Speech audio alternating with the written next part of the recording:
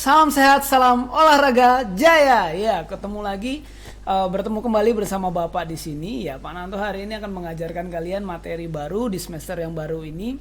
Selamat untuk anak-anak yang sudah naik ke kelas 2. Nah, Bapak harap kalian tetap semangat walaupun kita sekarang masih tetap belajar dari rumah. Nah, Bapak harap suatu saat nanti kita bisa bertatap muka dan juga bisa olahraga bersama kembali.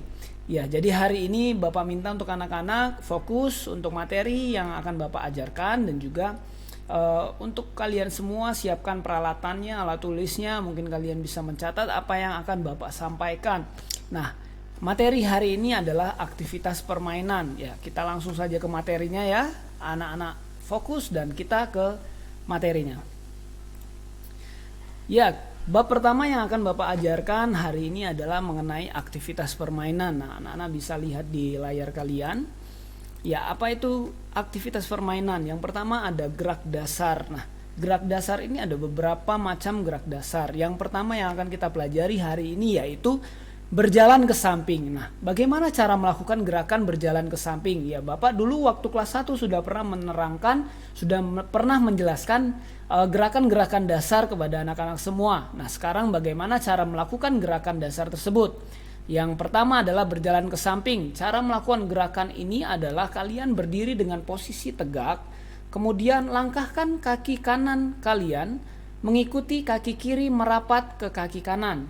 Dan juga berjalanlah ke samping 3 langkah ke kanan dan juga sebaliknya ya. Jadi jika kalian mengangkat kaki kanan ke samping kanan kalian, angkatlah kaki kiri juga merapat ke kaki kanan dan ulangi sampai 3 kali gerakan.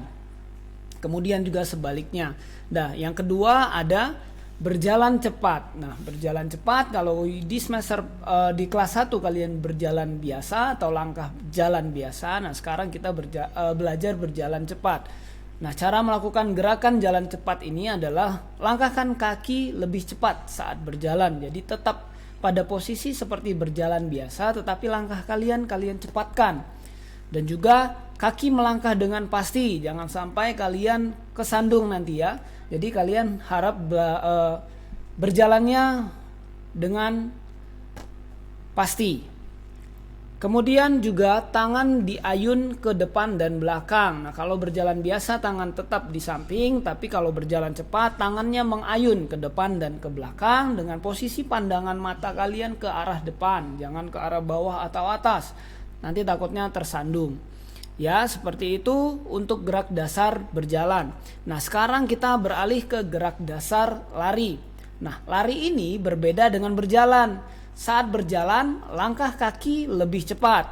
Kaki melangkah juga lebih tinggi. Nah, saat berlari, ada gerakan kedua kaki melayang di udara. Nah, jadi waktu berlari itu perbedaannya dengan berjalan.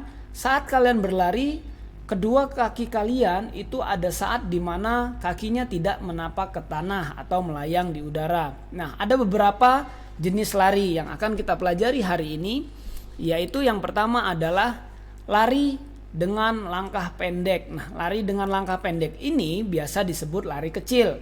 Karena apa disebut lari kecil? Karena langkah kakinya itu adalah kecil-kecil ya. Jadi langkah kakinya itu pendek.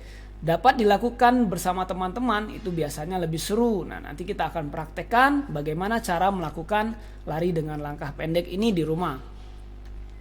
Nah, kemudian ada lari dengan langkah panjang. Nah, kalau tadi pendek itu langkah kakinya pendek, sekarang lari dengan langkah panjang ini adalah langkah kakinya lebar dan panjang. Nah, biasanya Bapak memberikan aba-aba sebelum kalian berlari dan juga biasanya Bapak akan menyuruh kalian berlari di area lintasan larinya yang biasanya itu ada 10 atau 15 meter. Nah, saat kalian berlari langkah panjang ini kalian harus berkonsentrasi karena supaya kalian tidak terjatuh saat melakukan lari ini. Ini lari cepat ya. Nah, kemudian untuk lari yang ketiga adalah lari melewati rintangan.